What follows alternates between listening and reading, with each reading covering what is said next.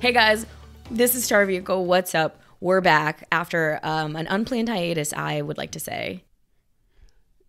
Unplanned at the time, but planned in retrospect. In retrospect, deeply planned. Deeply planned, and now we're back for season 3. Yeah, this is season 3. Surprise. Did you know? We weren't sure, but like we were like, now we're sure. yeah. It's kind of like very Taylor Swift eras. Like we listen for the fan theory, and then when people are whispering of a season 3, we hit you with a season 3. You know, People were doing it was the numerology, it all added up. Today's August 18th. You do the math. Season That's 3. 3. It is 3. So you're welcome. Very cool that our seasons have been mirroring your law school schedule. I'm loving. Yeah, it's almost like it's following the academic calendar. Weird. Because this is a curriculum. Oh, for sure. We've talked about this many a time. Yeah, it is. And I was waiting to share with you because I've had a pretty exciting morning because Okay.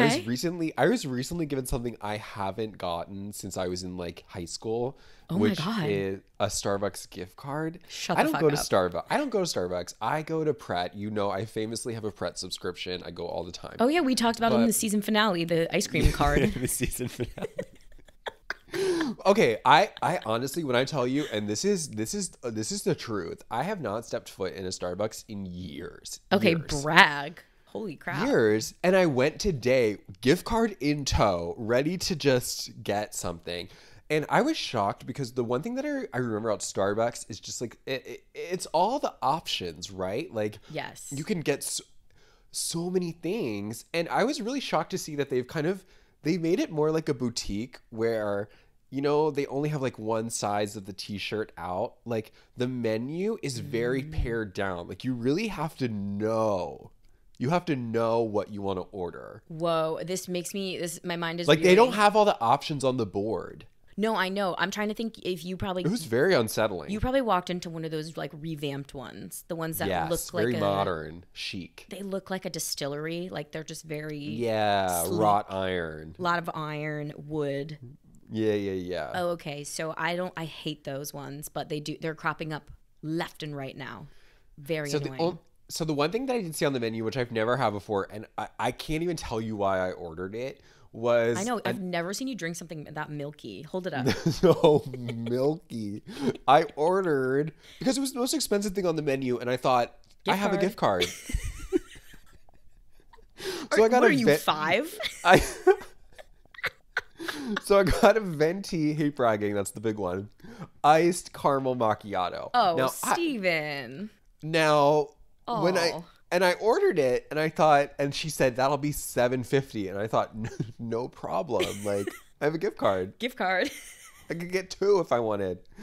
And so I paid for it with the gift card, and then I went and I watched them make it, and they literally filled up 8/10 of it with milk. With whole milk. Just milk.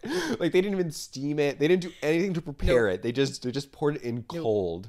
I don't know about you. I don't know what this is. It's like remnants of like diet culture. I panic when I see it. I'm like, slow down. Stop filling with milk. And then I looked and it was like, whoa, it's like 800 calories. And Yeah. I was like, oh, oops. I'm sure you Pelotoned this morning.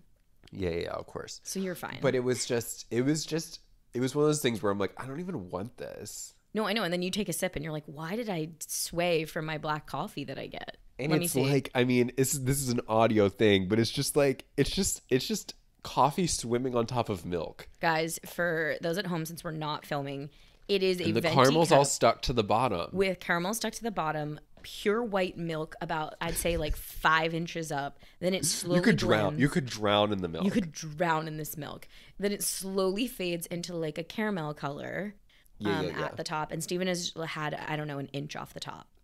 I don't like it. It doesn't taste very good. No, it's anytime I sway from I black should have coffee. just had an iced coffee. No, with a anytime I cold brew. stray, I hate myself. Yesterday, I walked in late in the day and I was like, I shouldn't do coffee. I got a fucking frozen lemonade refresher. Disgusting. Oh. Threw it away. Yeah. Those don't appeal to me. It was like a texture thing. There was like little seeds in it. I was like, oh. Yeah. But So. anyway, I still have a few more dollars left on the card, so I'll go back. But Yeah, get your grande black I'll iced get something coffee. standard. No classic. But yeah. But I was also thinking that I feel like we really ushered in. You know how everyone's celebrating movies this summer? They're celebrating those two movies this summer. Those two, yes. Those two movies. And I was like, that was basically what we've been asking for, which was put hot movie stars in movies and people will like it. Literally. We've been saying this And the that's whole what time. that's what happened. So again, people are shocked. You know, put Margot Robbie, Ryan Gosling, Cillian Murphy, Emily Blunt. I mean, you put hot people in front of the camera. Florence Pugh. Yeah, butts in seats, people. It's not hard. We've been saying it since the dawn of the pod and probably before that. Yeah. I'll take credit for it as far back as Picture Perfect 1997. 1997. That was our idea. Take hot Jennifer Aniston off the set of Friends and throw her in a movie, you know? Throw her in a leading role. Of course, she needed her own vehicle. But this summer has been so fun. I just want to say, I really hope for more. Yeah. No, I think it's, it could be the start of something good. It could be the start, maybe we want to see more Jen Aniston. I don't know. She's busy. She's busy on the morning show. Oh, is that still running? Wow. Yeah. I mean, I haven't seen it. Didn't do my research. I mean, I haven't seen it either. I mean, fun, fresh, funky fresh for season 3. We've never touched Jennifer Aniston. This is fun. Yeah, we never touched her. We never dared touch her because you know what? You want to know what we don't taint our podcast with? TV stars, okay? Yeah, TV. Ew. Because they're disgusting. She is so hot. Jennifer Aniston, some people, to some, she's the first comedian. Probably to some people. Probably. First female comedian is Jennifer Aniston. I bet, So for some insulting. people that's true. No, I mean, why not? I feel like for some people she is the first female comedian. Do you want to know how I knew her growing up? How? Bruce Almighty's girlfriend.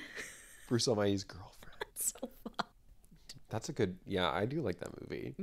Wait, side note, sidebar, we can't go into it. It's really hard to watch as an adult, by the way. I haven't seen it in a while. He is just acting like a raging, angry man, and it's really hard to watch her get like sort of abused but not be able to say anything because it's not in the screenplay. It's really hard. It's tough. Well, we're not talking about Bruce Almighty. No. We're talking about Picture Perfect. Picture Perfect. PP. Which we were, before we started, we were trying to think like what is the theme? What is the takeaway of this movie? And then I didn't have an answer for you. And you didn't have an answer for me. Well, it's devastating for me because I was going to sign on today to consult the man However, in the room. I've been thinking about it for the better part of the last 10 minutes. Uh-huh. And I think it's thinking about it as a movie is, I think, the wrong approach. I found the movie to be more of like an instructional video, like a how-to. Like this reminded me of something you would watch when you were like learning about puberty, like how to be an adult. Like I felt like they were kind of taking us through the steps about what to do. Can I say this would have fucked me up if I saw this as a kid? I finished this movie thinking, I wrote this down. I think we owe women an apology, just like a blanket worldwide apology. And this is I'm the first person to ever come up with this idea that we owe women apologies. What are we supposed to glean from this? Am I supposed to be married to have a career or not? Because this movie literally is like, just takes the opposite of a rom-com, like, the proposal. Okay, she's too busy to have a husband. She's too busy, and just kind of slaps you in the face with, "No, bitch, get married." Yeah, I think it does. I think it does beg the question. Maybe you should get married. Maybe you should do all of like the gendered, stereotypy, tropey things if you want to get ahead at the office. Yeah, and like, how bad would that be for you? It'd be great. You have to for give the a company. little to get a little. We'll get there when we get there. I was truly unwell when the boss man is like trying to paint that argument. Okay, but here's what I will say. I appreciate I appreciate a point of view, and I And appreciate he had one. and he had one, and the movie has a point of view. And I've been rewatching Project Runway seasons 1 through 6. I'm on season 6 right now, and the judges are always saying that. Michael Kors is always saying that. He's always saying, that is a nasty, nasty outfit, but at least you had a point of view. Mm-hmm. And in acting, versus, we say, I'm seeing choices. Yeah, like versus choices. the safe outfit that's well constructed, but it doesn't have a point of view. And they always send the boring outfit home over the ugly outfit. Mm-hmm. So, and 9 out of 10 times, picture perfect slam dunk because it has a point of view.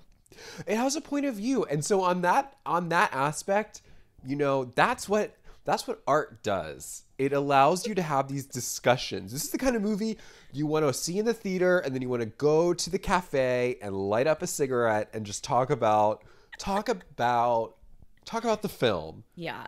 This is just and you're gonna get different views, which is so good. You're gonna get people that are gonna be like, "Oh, I agree," and then you're gonna get people that say, "I don't agree," and then you're gonna have a discussion, and then that's what this movie is. For sure. It's a lightning rod. Oh wow! I would have loved to have lit up a cig and chatted this one over coffee. That's what it's begging me to do. I think. And thank God, because here we are to talk about it. Yeah. Just in time, because and guess what? It's a sexy movie. Oh my God! Shocking! I was like, I have to cover my eyes. It's very avant-garde in that way. This movie's insane. I was so shook by the fact that the men and the women have the same points of view in this movie. Both of them are like, yes, you should be tied down. Like there is no man versus woman conflict in this, really. It's like her mom, her boss, her coworker, they all agree. Yes. And even Jen Aniston, I think, agrees. Yeah, it's like get married above all else. Even if it's like your third or fourth one, everyone is pro-marriage in this movie. And listen, I think his delivery was wrong. I don't think he was communicating himself really effectively, but I do understand what Mr. Mercer, the boss, was getting at, which was it took a minute. She's a little bit of a flight risk. She keeps saying she's going to quit, and he's just saying, listen, why am I going to invest in you if you're not investing in yourself? This movie was so you can invest back in me. It was so chillingly like pro. And you can agree or disagree with him, but again, at least he had a point of view. He did. That he did. This movie is so chillingly like pro business, pro capitalism, pro like give your life to the office or else, and no one is questioning it. Well, and I just Chanel, feel jarred. It's an extra $150 a week. This is important. That when math she said broke my brain. that lost me. When she was like, "You could be making $150 more a week." And I'm like, peace, bye. Peace. What do we think that is in today's dollars, though? Come on. Extra 500. Not enough for that apartment. Not enough for that big apartment. No, I know. And they were making such a show out of her being like a kid, right? She's such a kid. She's so young. She doesn't just for the part you want, the job you want. That was so confusing. Right, which was interesting because a lot of her clothing was inappropriate. It was very childish. I mean, we'll get to it, but when she went to the big mustard party, that was inappropriate. So and she got a lot of bad feedback. People were telling her that was a nice dress. It wasn't. No, they were lying to her face, lying through their teeth. Yeah. Inappropriate. Yeah, inappropriate. But that's not how the movie starts. The movie starts... over black, though, so it's not too inappropriate. No. But we start hearing, like, these suggestive phrases being traded back and forth, which sounds like they're having adult time together. A man and a woman. Yeah. And Adam and Eve, baby. Adam and Eve. Normally when you get these kinds of voiceovers where it's like not talking about I know that, where you're going. but it's talking around it. It's a setup because they want you to think it's something bad and then it's something not bad. And my mind is racing. I'm like, oh, this is double entendre. I've heard about this before. Can't wait. Exactly. For once, I thought I'm one step ahead. Me too. I'm ahead of the movie. And then we cut to it and no, it's literally it's exactly what we thought. It's like I don't need to wear one. I've gotten tested. And I'm like, ooh. But he doesn't even say that. He's like, I don't need to wear one. Like, you're going to love it without it. Blah, blah, blah. And I'm like, and I'm thinking, raincoat? Like, what is it? I was thinking tie, like dinner. tie. Like maybe he doesn't need to wear a tie, something like that. I was like, no. Is it a food item? Like you're gonna love it without it. Okay, no, we don't need pepper. You know, like I'm just racking my brain. Yeah. You don't need the black peppercorn in the soup. Yeah. You're gonna love it. Yeah. No, they were literally talking about exactly what you thought. Yep. So that was a shock. Shocking. I texted you, I said, oh my God, this movie's sexy. It is sexy. And she immediately cuts it off when he says he doesn't want to wrap it up, and she escorts him out. But it's so interesting because the scene is played, and again, this is what I'm saying, you need to light up a few cigarettes after and have a conversation, because we don't, there's what the film is trying to communicate here is very unclear. Because on the one hand, we're supposed to think that she's being immature for not going through with it, because he's like acting like she's acting weird. Yeah. And then on the other hand, I'm like, well, she's being responsible, right? And like, you know how the movie kind of goes into a good girl, bad girl thing? It's like she's being the good girl. And in these opening scenes, we love this one key life and that does moment. Get repeated, that she's too good. She's too good. This, if we're like analyzing this from our star vehicle theory, which is like the one key moment that always opens the movie that kind of sets the tone for like the kind of girl she is. I'm like, okay, so she's boundaried, she respects herself, and I thought we were supposed to get like unlucky in love. This is me smoking the cigarette, like tossing the ball back at you. You know what I'm saying? I think more importantly, it very much operates from like the only thing that could happen from her going through with this is that she would have kids, and then she doesn't want kids, which is also a red flag because she should want kids. She should. Even if it's from this guy. I would love to get somebody who saw this in 97 and I'm just like, how did you take this? Because I'm just like, I have no issues with this. It's wonderful. I know. If I could use a time travel machine and I only got one shot, I go right back to opening night and I'd sit outside the theater and interview everyone. What'd you think? What'd you think? Hey, opening moments of the movie.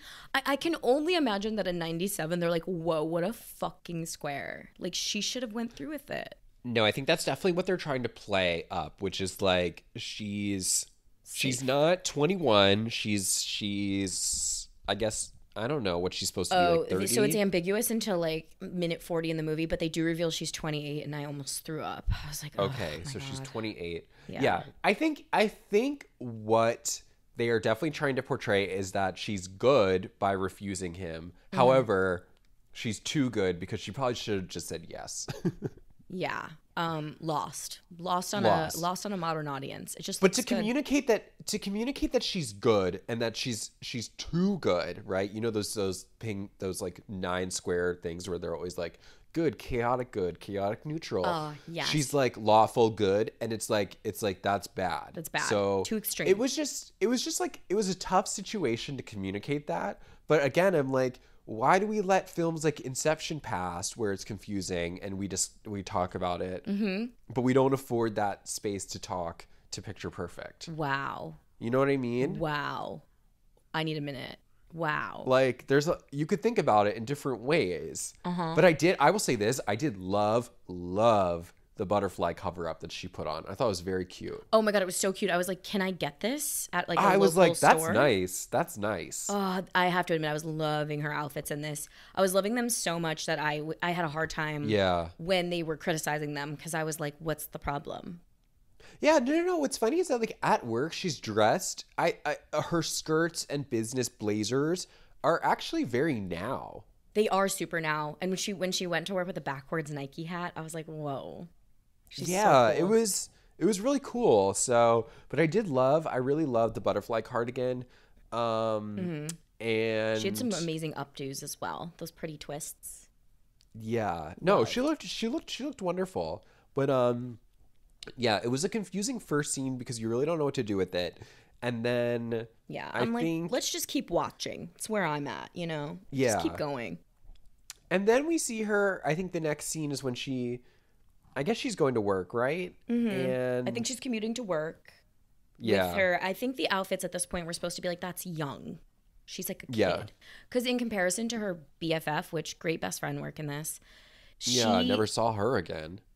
I had to look up that woman because I was like, damn, where are you? Where my macchiato? Take a sip. You hear all the ice. Her best friend looks a decade older than her, but they make it a point to be like, you're the same age as your friend over here, and she's got a house she can't afford. And I'm like, what? And I think we have to be honest about that. I mean, this woman could be her mother. The way that she's styled and the way that they do her makeup. Mm-hmm. It's heavy. It's a heavy eye. They're aging her at least 10 years. Yeah. And I kind of like, I know movies like this, they like to trick me. So I was like, okay, this Jennifer Aniston's going to be 25 to 29.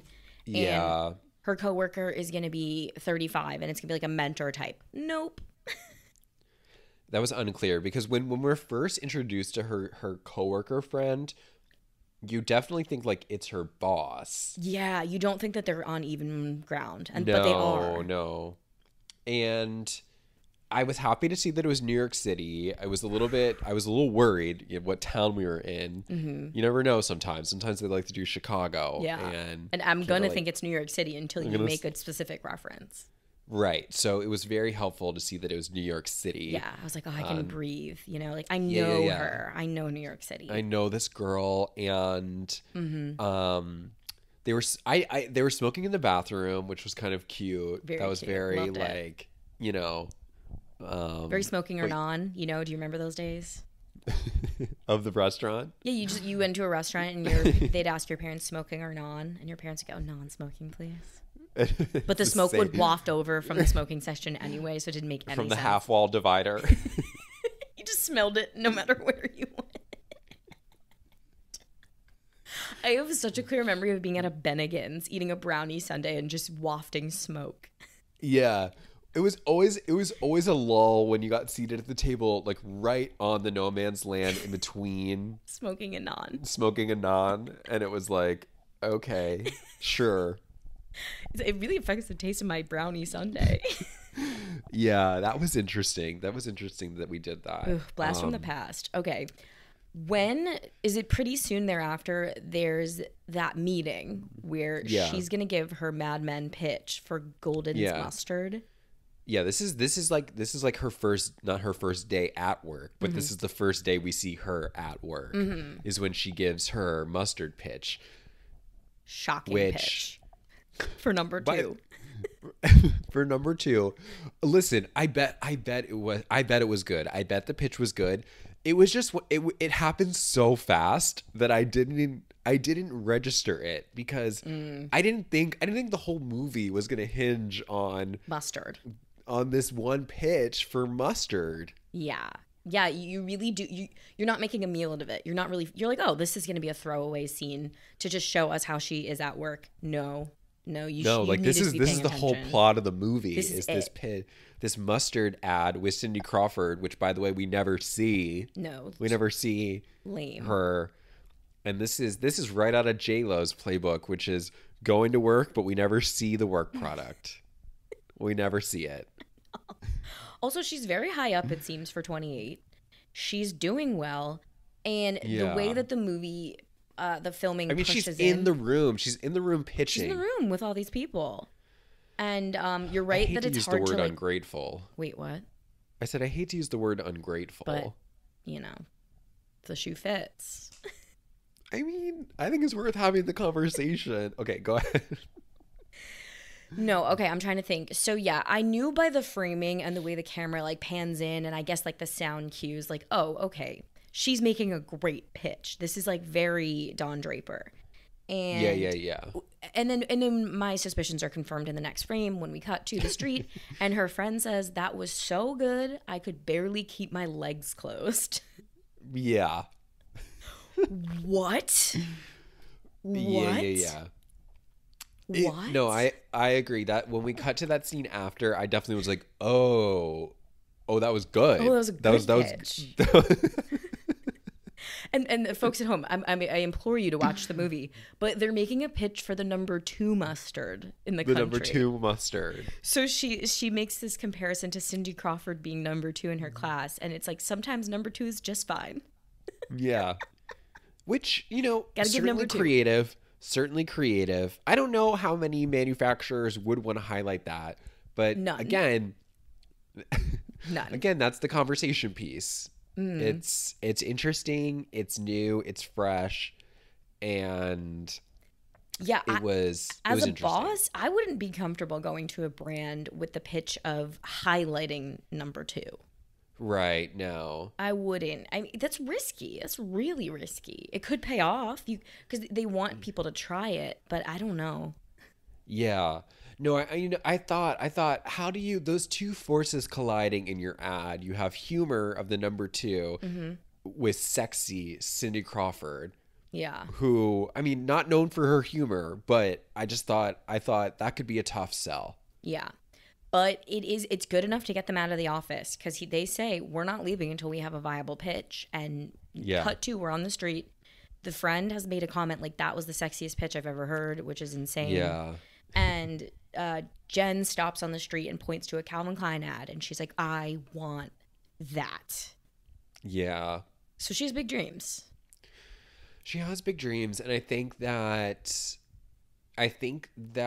this becomes an issue with her age, which is that she doesn't have big picture thinking, in the sense that she wants everything right now. Yeah. She wants to be doing the Super Bowl ad at 28. Yeah.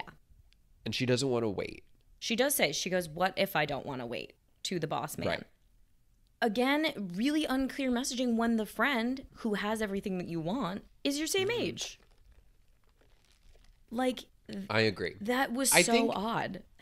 I think it only makes more sense when I think it's like the next day at work when they do a meeting and they say how successful the pitch was, and then they start to announce the team and she's not included. She's passed on. That I do understand. Yeah, that hurts because she carried that meeting on her back with that pitch that we think is good. Yeah. The number 2 pitch. And I did understand why she would feel slighted. So that makes sense. That landed. And I loved that little bit of rage. She goes, I'm going to go Xerox my resume before this healthy rage wears off. And I was like, good for you. Yes. Yeah. Harness that. And like in some of these conversations, like this is when we also start to hear, I don't know who says it to her, whether it's her best friend or if it's the boss or whatever, but they literally say like, you're too nice. Like you're too nice. You're not really a shark. You're not a killer. Confusing. Right. It's confusing because it doesn't seem like anybody has any edge there at all. And the last thing that she hears before she heads out for the weekend is from her friend. She's like, listen, don't you have that wedding this weekend? Yeah, go enjoy the wedding. Go enjoy the wedding. Go enjoy it, the wedding. I'll take care of this because her friend was put on the account. Yeah. Not her. She's like, leave it to me, babe. I got this. You go enjoy yourself at that wedding. Yeah. And this is where they could have really ratcheted up the drama because they could have been like, they could have played it out where she was really pissed at her best friend. Sure. A little bit more. Sure. A little healthy girl on girl competition. She didn't seem to really mind that her friend was put on it. I think there's the one line that makes me okay with it where the friend goes, look, I know I got you this job here, but you can handle this. You're great. And I was like, oh, okay. That's nice. True. Yeah. That was how they made that okay. How they reconciled that. Yeah. Yeah. So single girl at a wedding. Single girl at the wedding. And it's so classic, 97, just like, ha, ha, ha, ha. Look at her. She's the only one without a boy. Yeah, she's the only single girl at the wedding. And they don't toss the bouquet. They just hand it to her. They hand it to her because there's no one else to compete. Yeah. So they hand it to her. And there's one single guy there, too. The videographer. The videographer. Blink and you miss him. because he's not special.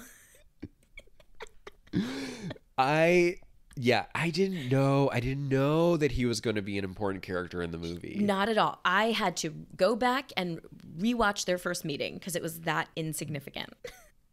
And I've never seen the ritual where the only two single people sit on each other's laps in a circle at the wedding. I didn't know that. Especially when one of them is just, well, he was a friend of, he did say. Groom. He was a friend of the groom, Yeah. and that's the only way that made sense. Because they do the garter ceremony thing and the bouquet, and then the man and woman who win that are supposed to do something sexy together, which is very weird.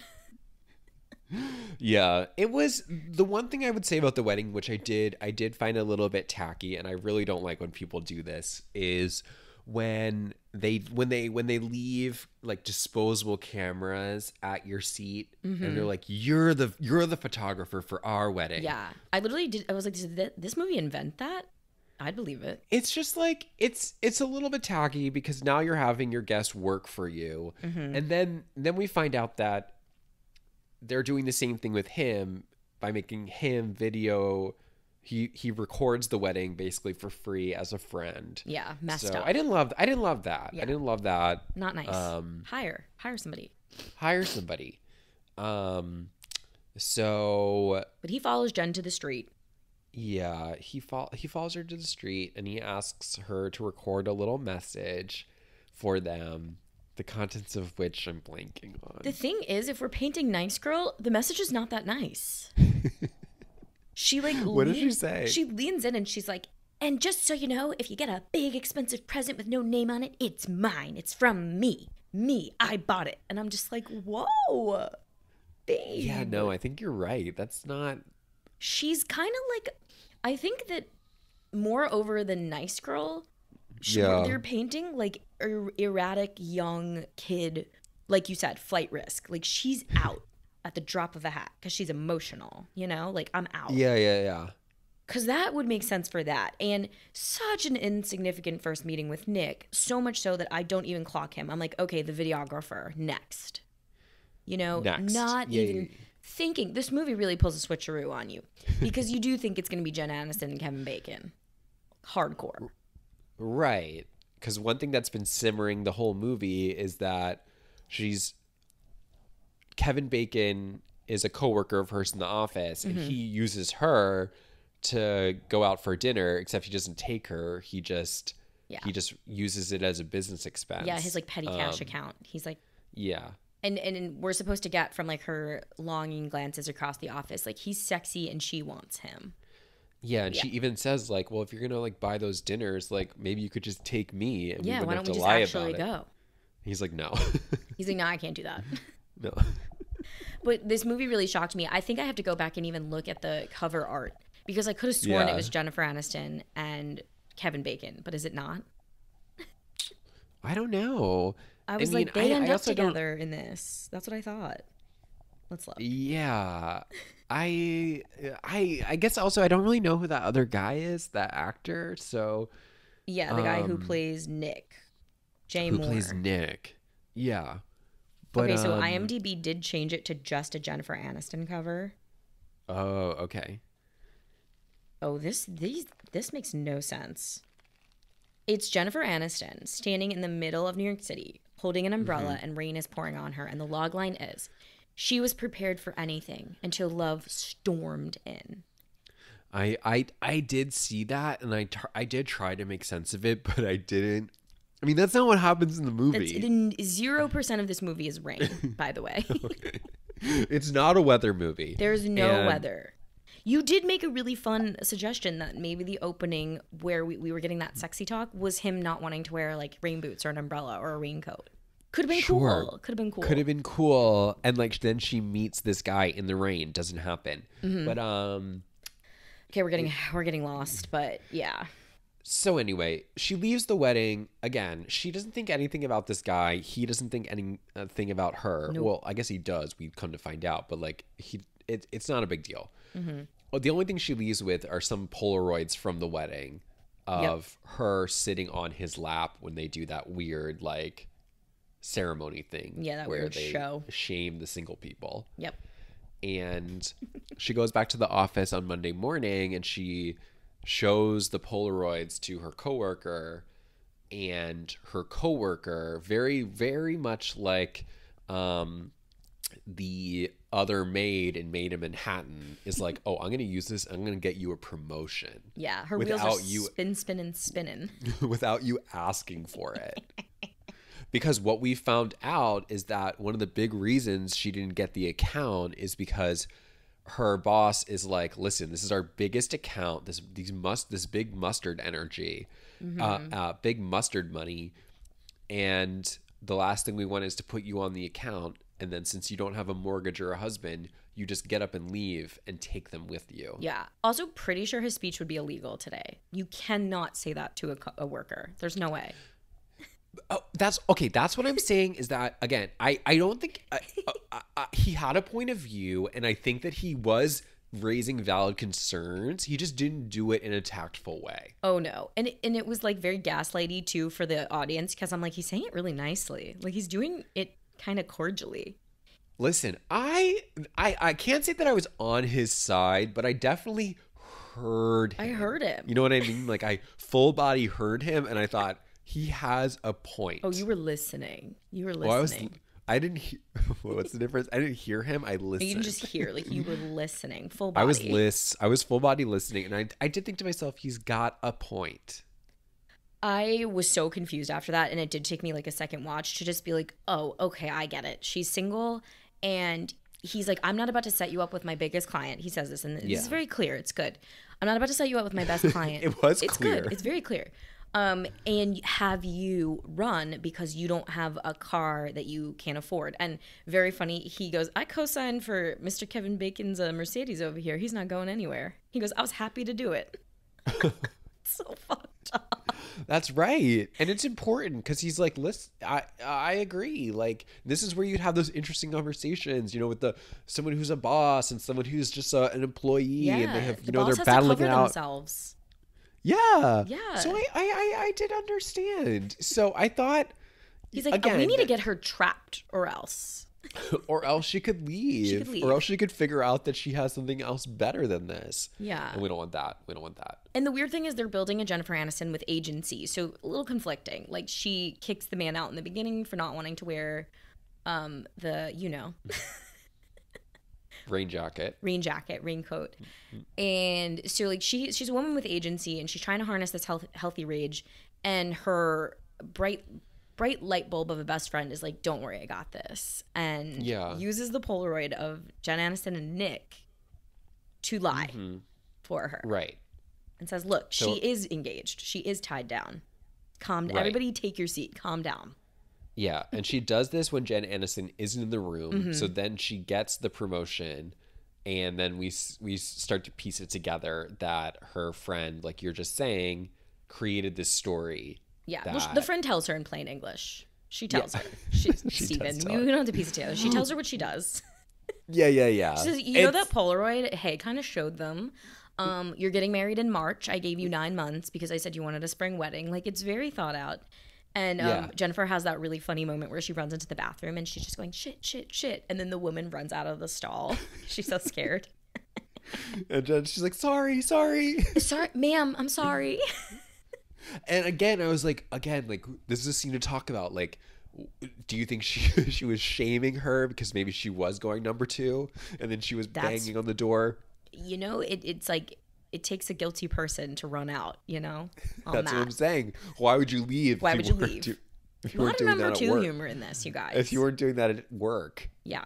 I feel like an essay question, like for our like curriculum, is like, describe the ways in which number 2 come into play in this movie. And it could just be fun. It could be whimsical and like a throwaway, and it could be more serious. Yeah. But because Nick is number 2 in her life. And the mustard's number 2. And the mustard's number 2.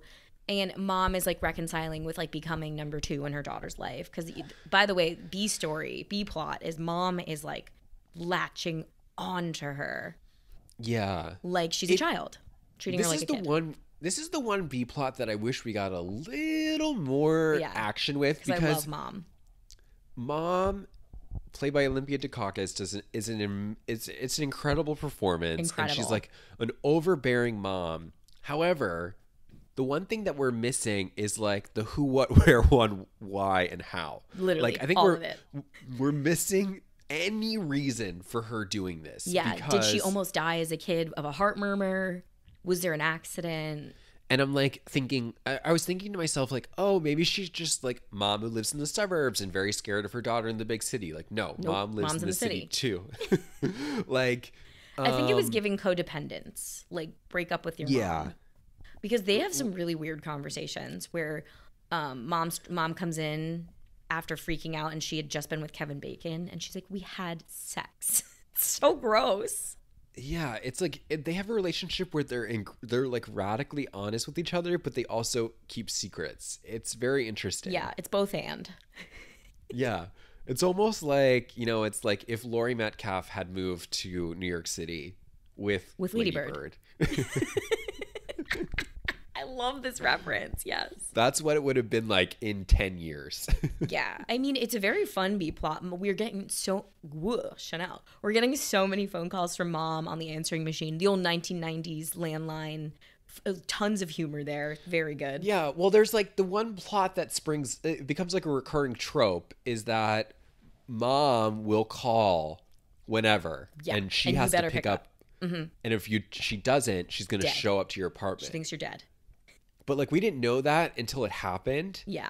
And then we didn't know why she was doing it. Mm-hmm. So it was certainly funny. I just wish we got a little bit more of the story, that's all. Yeah, they were trying to build the pattern in a pretty clunky way. They just did it.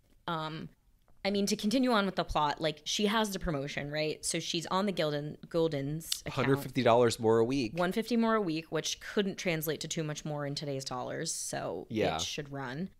And so things are kind of going well, but she's like in the middle of this lie. And that makes Kevin Bacon's character, Sam, perk up. Because he's like, oh, she's taken? Now I am interested. I did like this plot. You did? Okay, so this movie was so sneaky. Mandela affected that her and Kevin Bacon end up together on the poster in my head. Yeah. And I was like, what a sleazy script choice for the male lead in this movie, who she ends up marrying. I said, this is sleazy. You know? Okay, I agree that... It was a trick. This movie was a trick. It was a trick. You think they're picture perfect, they're not. It's not them. Here's what I thought would have been really interesting is like if they then showed her having an awakening of like, wow, he only wants me now because I'm taken. Mm-hmm. Now I don't want him. Instead, she's like, no, I love him. Yeah. And I'm so happy this worked out. No, I know. She's like, this couldn't be better. This couldn't have gone off better. So when I say I loved it from the first few seconds. And then once I realized that she was into it, I was like, oh, I'm not into it anymore because... It was so off-putting. And I was confused because I did think they end up together. So I was like, I just can't wait to see how this shakes out. Like, how are we going to get out of this one? And I did see a more formulaic movie start to crop up in my mind. I was like, she's going to lead him on and blah, blah, blah. Like, never in a million years did I think she falls for Nick in this, ever. Well, didn't cross my mind. He's insignificant. It's interesting that you say that because the one thing that I wrote down in the scene where Kevin Bacon and Jennifer Aniston are having their special time together and he's asking her all about him, which was weird. Yeah. I did start to think, like, I wrote down, like, A, wait, where was that wedding? And B, where does Nick live? Because I was like, are they going to run into him on the street? Is he... There was no risk. There was like almost no risk. They're like, he lives in Boston. He lives in Boston. They pretty much say he lives in Boston. And she's like, we can't do this right now, Kevin Bacon. Nick's about to call. And he's like, I can be fast. And it's like, you can ignore a phone call. It's really easy. Yeah. So. And Nick was never going to call. Also. Okay, but then I started thinking like you were thinking, which was, oh, he's far away. Like, we're never going to see him again. This is almost like we're now just going to like use these pictures to create a whole narrative, and like she's going like he'll come back in the last 5 seconds or something like that. I didn't I didn't know where this was going. Like I had no idea where this is going. I paper shredded all the Nick stuff because I didn't see him as significant. That's how that's how weird their first meeting was to me. He's not even like the cute like male lead. Like they didn't take pains to make that happen for me, you know? Yeah, but he's weird looking. She's crafted this whole narrative about him based on these Polaroids about how he's a videographer. True. Yeah. But she sometimes says he's does like music videos. Not true. He's a music video videographer. Yeah, not true. Mm-hmm.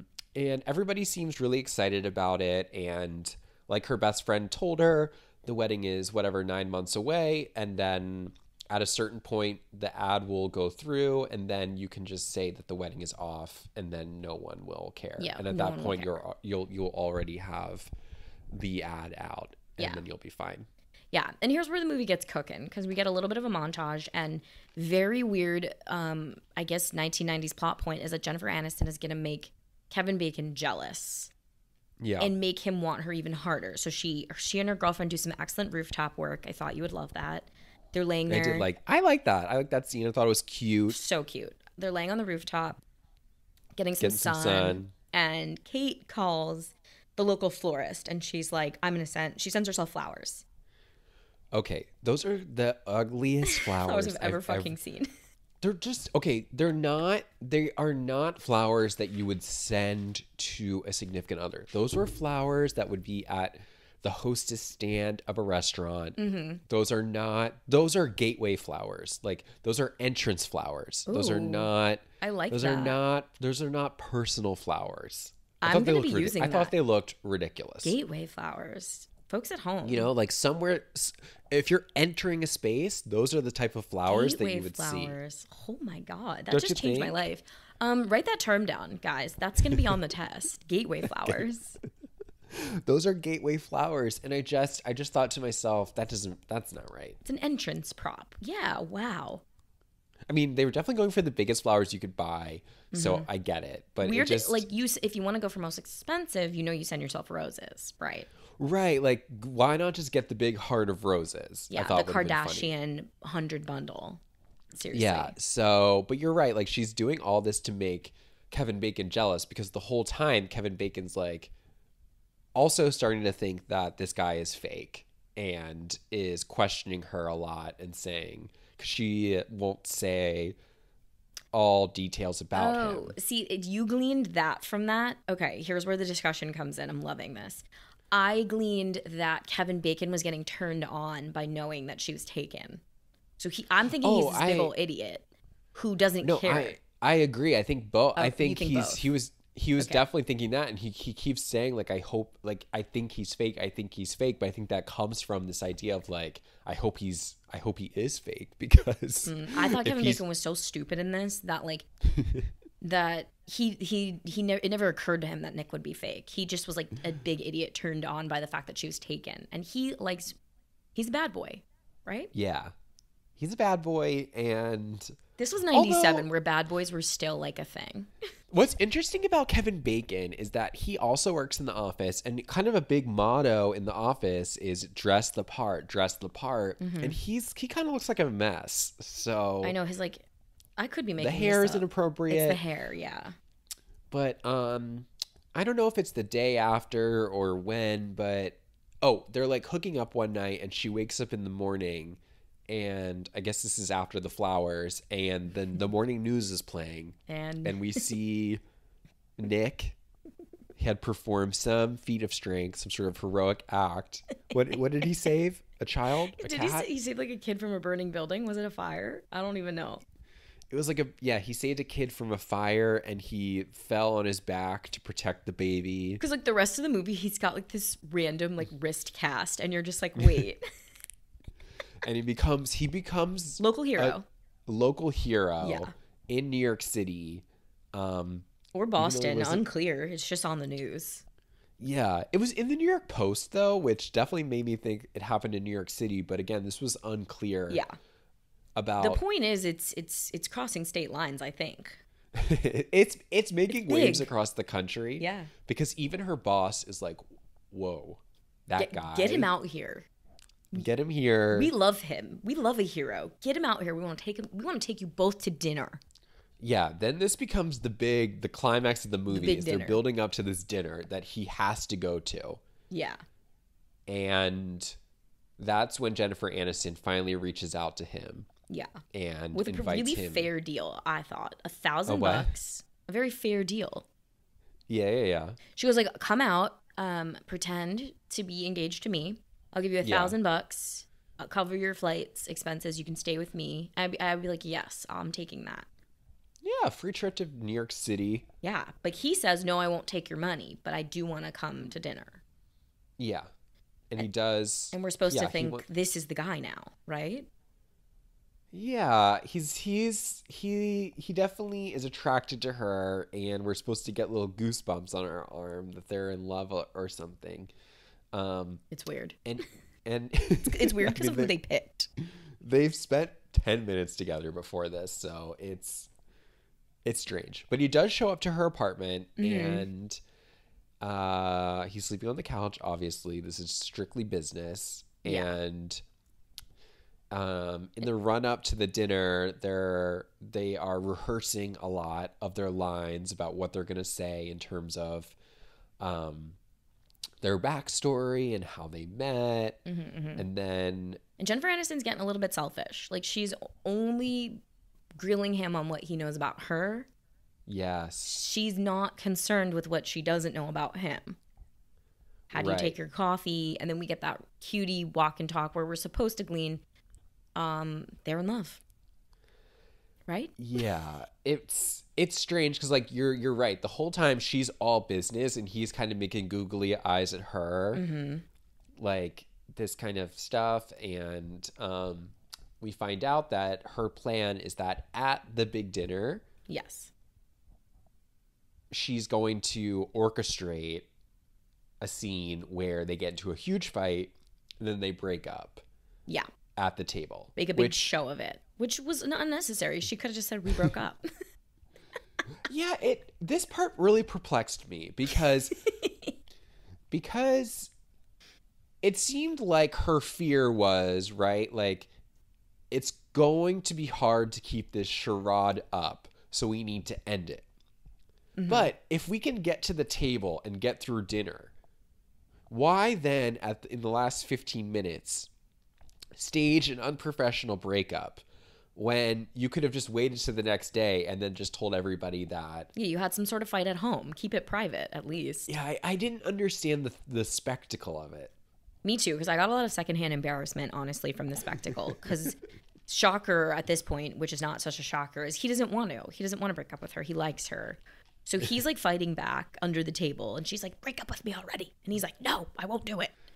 And he embarrasses her too by coming out and saying that he's not a music videographer. He's a wedding videographer. What were those reaction shots from her? It's like everyone around the table. Okay, so like pre all the drama, they're going around the table and they're like, I've been married once. I've been married twice. This is my third.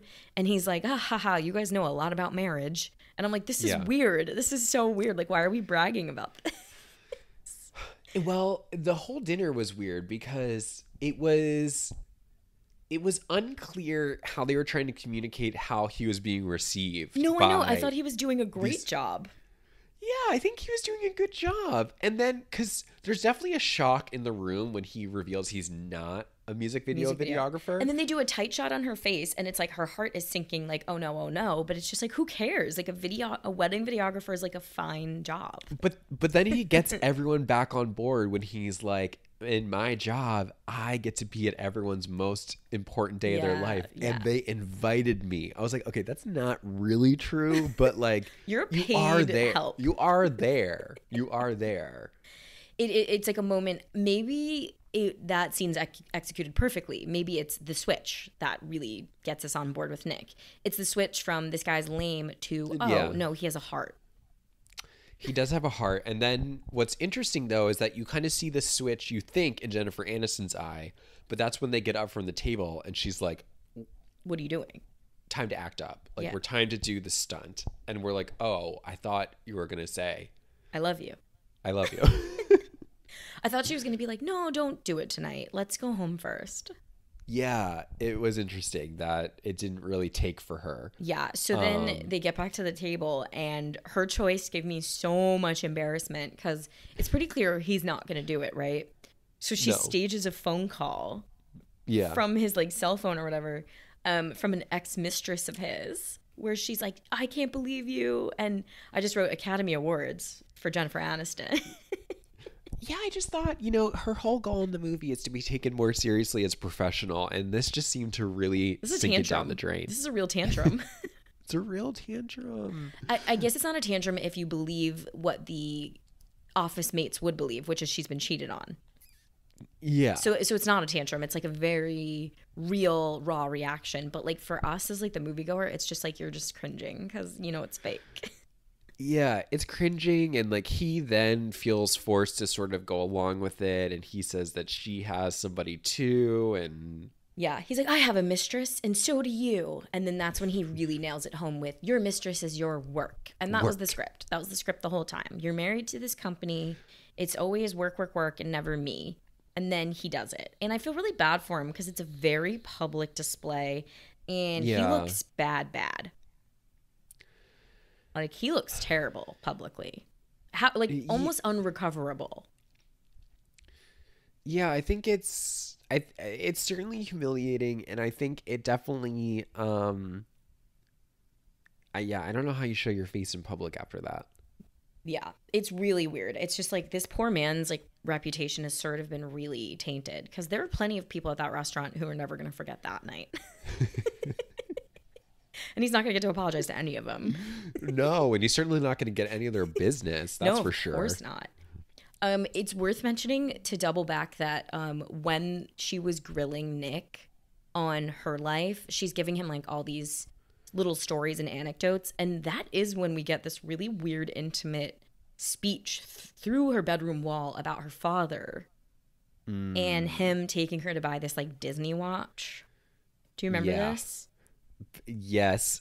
Yes and no. Yes, because and I wasn't really listening, and then I was very confused when a watch appears later on. It's like, again, it's a really intimate conversation, but it's happening across her apartment. So they're not in the same room.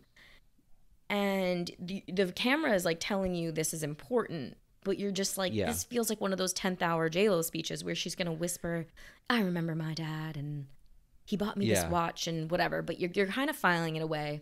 And I only bring it up to make our podcast make the most sense in a couple of frames. Yeah, because the next day. No, okay, so she does go home that night with Kevin Bacon. She does. She's terrible. And then this was so wild. As they're like leaving or something, or he knocks her in the eye. Yeah, they're like, she's scrambling to leave. I guess she wants to get out of there. Yeah, I think Kevin Bacon finds out the Nick thing was never real. And he's like, wait, you aren't a bad girl? I don't want you anymore. And then in their kerfuffle to get out, he knocks her in the head. Yeah, he certainly is like, he didn't punch her out, but he definitely like elbowed her by accident. He put his back into it. She has a black eye. It's a real bruise, though. Oh, it's intense, yeah. And she comes home with it. It's a shiner.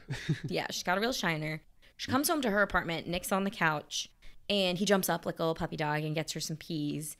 And he's like, "Did he hit you?" And she goes, "No, it's just me." I'm sorry.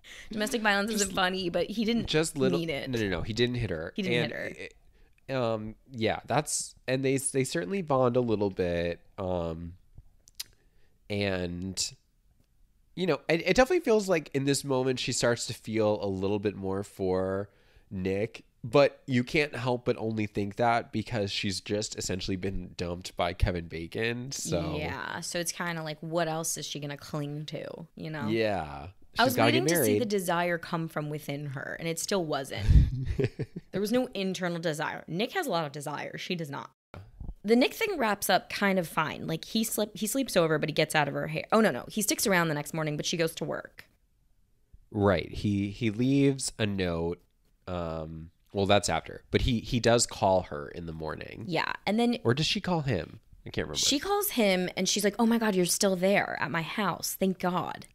Because I was so worried that you were going to leave without me getting to say goodbye. And then as an audience, we're like, whoa, wait, she likes him. Oh my God. No, this was cute because she was like, oh my God, you're still there? Yeah, it was cute. But I'm also like, it's your house, girl. He's your key. And then she was like, he has to say goodbye. But then she was like, wait, I'll call you right back. Yeah. And guess what? She doesn't. She doesn't. And it's truly the message of the movie. I'm conflicted about this because he shows up at the end of the day and says to her, like, you never called me back. Mm-hmm. And she does seem genuinely sorry about it. I called like, such bullshit on her forgetting, though. She's like, oh my God, I was so busy I didn't even look up at the clock. It's like, babe, it's dark out and there's no way you forgot. That's what through lunch. Yeah, it's hard. It's like it's so many things going on. It's like, number one, they're not even in a relationship, so she doesn't really owe him anything. Yeah. Number two, she didn't forget. She didn't forget. But he shows up and he's really, truly, truly disappointed. And is this the point where she tries to hand him the envelope again of money? I think so. Probably. He's like, goodbye, you never called back. And like, we do see her like kind of feel a little sad, but she's really not doing that tropey thing where she just confesses that she loves him, in this movie. She's just like, goodbye. And then I think this is where she hands him. She could take it or leave it, it seems like, the way she's playing it. Yeah. She hands him that envelope of money again. And this time he takes it. I think. No, he does, because he has to put something in it. And she goes back home and she finds the envelope on the couch all sealed up, and she realizes he left it. How did he get her the gift? I guess he had a moment to run out, in that 12 hours. That's why I'm so confused. No, I know. How did he get her the watch? I know. Didn't you want like a moment from him where he's like, my sister had a watch like that? And then he calls his like sister. It was just like an obscure watch to... I'm like, there's no eBay. Locate. That's what I'm saying. There's no internet. How cool. How cool would it have been? Imagine she was making up the watch and he spent hours looking for it. How absolutely cool would it have been to have just like another scene where he's like, my sister has a watch like that. And he calls his sister and meets her in Central Park really quick. Or he's perusing the streets. Or he had the watch or something like that. Something fun. Something they could bond over. Or like when Jen Aniston runs out to get that quickie drink with Kevin Bacon and Nick does show up to intercept the drink. How cool would it have been if he's walking and he's like finds like an antique shop and he walks in and he just sees the watch and gets it, Yeah. Could have been cool. Something. Yeah, it was a little bit confusing when she opens up the envelope. Yeah.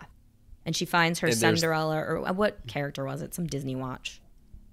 Right? Oh, something immature. Something bullshit. She got it when she was like 8. When she gets the watch, it's like, okay. But that makes her run to Boston, I think, where he's filming a wedding. No. Well, first. Or he's filming a wedding like down the street or something. No, but before that, once she gets the watch is when she has her like big pitch, because then they say, we're going to now up it and we're going to do an ad at the Super Bowl for mustard. Oh, God. And they're like, you're going to do the presentation tomorrow. And that's when she puts the watch on at the presentation, which looks ridiculous. Okay, and then she's we're forgetting something really key because they reveal the watch in a really cute way. She's about to do the presentation, and the woman serves her some fruit, and the woman says, "That'll be like $4.50," and she goes, "Oh, hold on a second," and she cracks open the envelope, and then she does a double take in the envelope, and it's like there's not just Let me money. Just pay for my petty cash. Yeah, she's like, let me knock into this petty cash. Yeah, and we've all done it. I used to have a job that was pure petty cash. And she like unseals it, and I'm like, what is she gonna find in there? Like, I was like, oh, there's gonna be no money in there, and that's gonna be embarrassing for her. She can't pay for the fruit. And then she looks, and then the watch is in there. Yeah. So you're right. It is the morning of the big presentation. Yeah. And she does end up getting up there and giving some sort of speech, right? Or no, she just leaves. She does, but she doesn't give the pitch. She's like, I can't give the speech. Yeah, and then she pieces. What I am going to do is I'm going to tell you guys the truth. Mm-hmm. And they're all looking at her like she's insane. They're like, the man who cheated on you, what? And she's like, no, he didn't. And they're like, okay, crazy. You're insane. I know why you're not married. Nuts. Yeah. And her boss is kind of like, okay, like, why don't you just go? Yeah, have fun with that. Take a few days. We'll figure it out. We'll swing back on this in the morning, but yeah, have your moment. But what's hard about this scene is that this is the only scene in the movie where she has any emotion for Nick. However, it feels like she's more so reminiscing about her childhood, right, than she is about Nick. Because, again, the whole movie, they keep saying dress for what you want. And she does say this again. She's dressing for her childhood. Yeah, it's weird. She repeats dress for the job you want. I can't tell you what the message was from that. I'm sorry. She repeats it and I wrote it in my notes, but I have nothing attached to that. It's like one of those phrases that you just say and it's a joke. It's like a big joke in life. Like dress for the job you want, and it's like you're in like a hooker outfit. Ha ha ha. But it's like funny. But in this one, it's like she's not, because she's putting on her childhood watch. I know. Okay, let's go more metaphorical and symbolic with it, okay? Yeah. Dress for the job you want. I am now a more authentic person. Now I am behaving as authentically me with this watch on. Right? Yeah, I guess so, but it just sounds like she wants her dad. Yeah. And like poor mom, we've seen mom the whole movie be like so loving, and she's like, nah. It's cute, right? It certainly is like, oh, this should pack an emotional punch. It just doesn't seem like those two dots necessarily connect between getting this memory of her father and now wanting to be with Nick. It was tentative at best. I wrote this 10th hour speech trademarked to us. I said kind of weak. It's weak. Kind of weak. Dress for the job you want is not the theme that I wanted to see dragged through this movie, you know? Well, what's strange is that what you think the 10th hour speech is going to be is her saying to everyone at work, including her friend, I guess, like, you guys have been telling me that I need to get my life together. Like, none of you guys have your lives together. Like it's pitiful. I'm out of here and I'm going to go live my life. And she puts on her watch and she leaves. Mm-hmm. But she sort of says like, no, I just need a few days off to take care of this. I'll be back. I'll be right back. Is literally the message. I wanted her to slap that watch on and like be like, I'm going to go work for myself. Like that's the messaging. Like ditch the man. And I'm taking the clients with me. I'm taking Gouldens with me. Yeah. Because they love her. The client loves her. And you want to know how we know the client loves her? Because he makes that disgusting joke at her at the party. He's like, picture which this. We totally skipped over her short green We skipped dress. It, but it's all hitting home for me right now because the only piece of information we have that the client absolutely adores her and loves her, and this is what scares the boss man into saying you need to be more tied to this company or you're going to run with my client, is because he makes a dirty joke about how the campaign for Gouldens should be like a model. Oh, who's like in a pool of mustard or in something implied nude. No, she's in like a tub. He kept saying that. It's implied nudity. I guess it would be implied nudity. And she's saying like, spread this or something. And which, by the way, funny. That's a fun.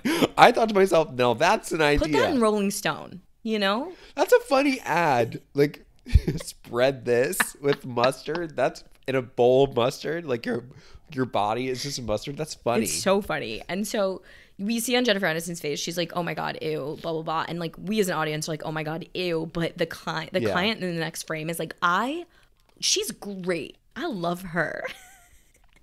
Because she goes, nice, good job. I like it. And also like when she does roll up to the party in that short shirt, like green dress. It's so beautiful, but yes. And her boss introduces her to like the head mustard guy. He's like, I saw you as soon as you walked into the room. Yes, sleazeball. This movie's so great. So, okay, fast forward to the end of the movie now. Yeah. And we wanted her to ditch the office job, but she doesn't. She just goes and finds Nick. She has her cake and eats it too. Literally, and she puts her watch on. She keeps both because I'm sure rent in New York City was not cheap, you know? No, it never was. And for that extra $150 a week. Did you see her crunching the salary numbers on paper? And it was like $50K a year, 1,000 something a week, $60K a year. Yeah. And she's crunching it on paper. What was that? Just for us? I think I've done that before. I've sat there and crunched those numbers. Yeah, I think it was definitely trying to hit it home that like she she needs this. She needs this promotion. And however, she then heads to, I don't know how she knows where the wedding is, where he's doing the videography for it, but she finds it. She smells it out. She sniffs it out like a little pig, and she opens the doors to the church. And I thought this was ridiculous. She causes a huge scene. So embarrassing, so inappropriate. Speak now or forever hold your peace joke made. Why? Yeah. It's not about them. It's about you and your drama with Nick. What was so funny about this scene is that this is a client. He doesn't really know these people. Like, he's just there filming them. She interrupts their whole wedding. Yep. To give her speech. Yep. And he tries to be like, hey, can you wait? And she's like, no. I can't wait. He hands his camera off to somebody in the audience. He goes, hey, hold this for me. Point it this way. And he points it towards the bride. And I was like, oh my God. That's so unprofessional. But like, at first she goes and she's like, thanks for the watch. And he goes, okay, bye. And like, which I appreciated because that's the truth of the situation. But she's kind of a brat in this movie. I'm gonna say it. She's a brat. No, she's very bratty. She's like a huge brat, and it's like she just, like you said, she wants to have her cake and eat it too. And so she is like, I need to cause a scene, and she does. But it's one of those like very peachy, keen wrap ups where everyone's like fine for it. They do steal away around the corner to like hash it out, and the whole church is listening. Yeah. And then when they're done, the whole church snaps back forward like they weren't just listening. Fun. It was just funny because then he like invites her to stay for the reception. I was like, this isn't even your wedding. Like, do you get a +1 when you're a worker? No. Do your job, Nick. But they do kiss. I just thought it was, I thought that it was just shocking to me that they would let her interrupt it like that. But that is how the movie ends. Mm-hmm. And at which point I wrote in my notes, who is Nick? Who is this Nick? Who is Nick? I didn't mean actor-wise. Like, I've never heard of that man ever again. Oh, yeah, the actor-wise, but the question that I was wrestling with when the movie ended was, I really thought to myself, like we think about a lot, how long are these two gonna last? Oh my God, moments. Minutes. Seconds. They don't, like, unlike some of the other ones where like they've had like really formative experiences together. Oh yeah. These two have done nothing together. Like they've experienced no moments together. Exactly. And really, he's got rose-colored glasses on. He really doesn't know how much of a brat I think she is. Really. He doesn't know what he's getting into. Yeah. And I think he's a little naive. He's a little immature. She's a brat. Yeah. She's very immature. Yeah, they have no staying power whatsoever. They are gonna...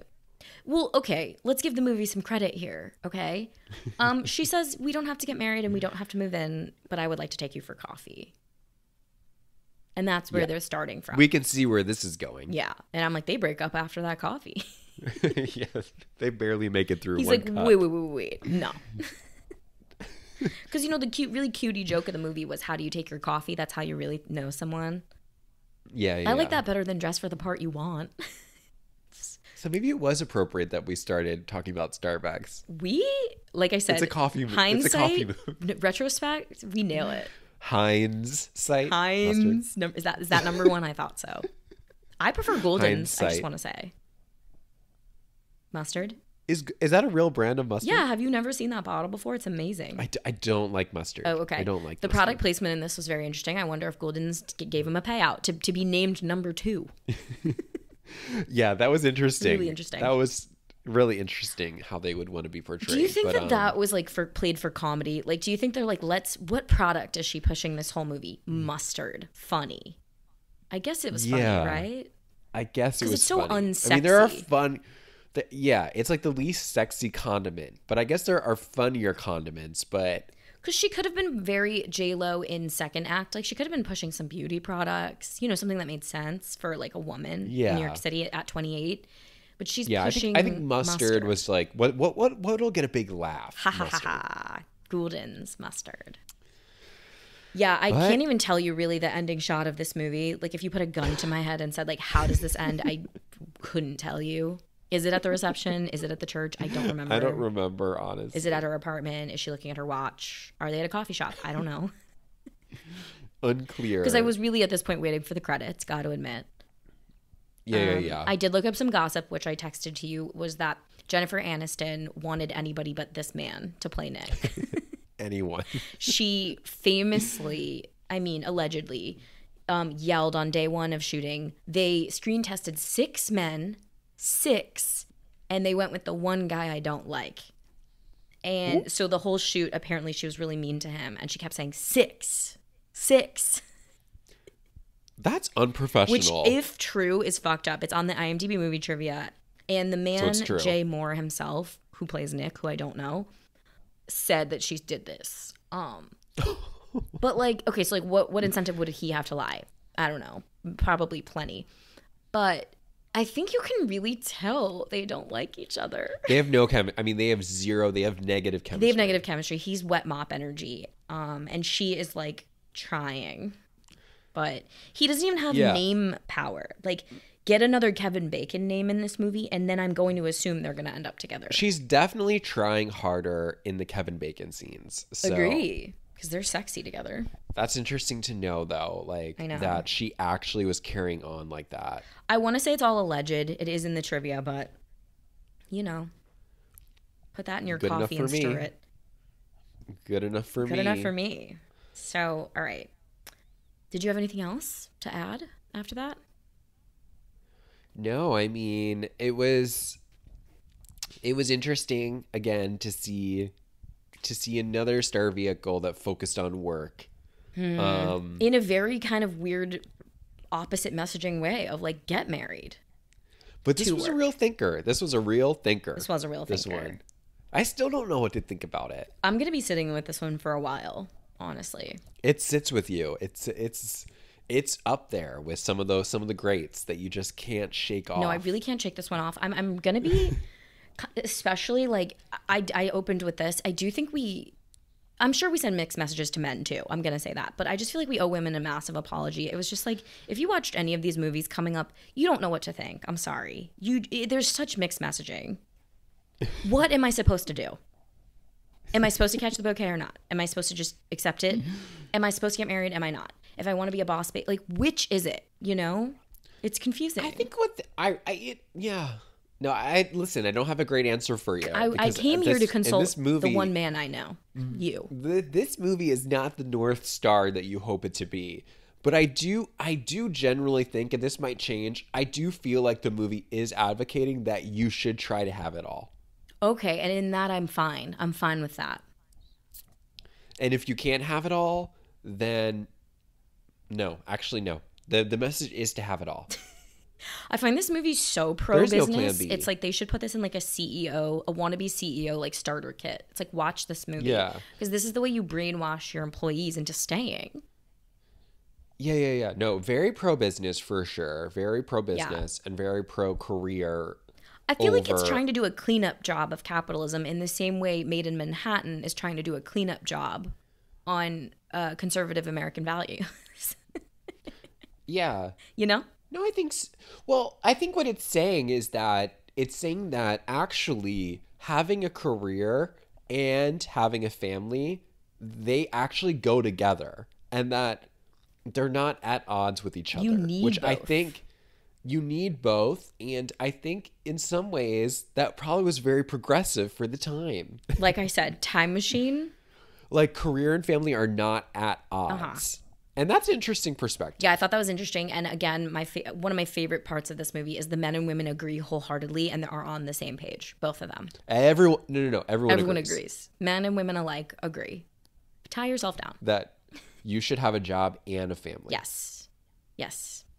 Wow, we did it. That was great. That was it. Yeah. So, okay, welcome to season 3 of Star Vehicle. Folks at home, we don't know how long this one's going to go. No, it's like HBO. Every episode's a different length. Literally. Every season's a different length. Yeah. It doesn't matter. But this is a cumulative curriculum, as always. This is our first foray into Jennifer Aniston, which I'm very excited about. Of course, please rate us and give us a comment because we love it.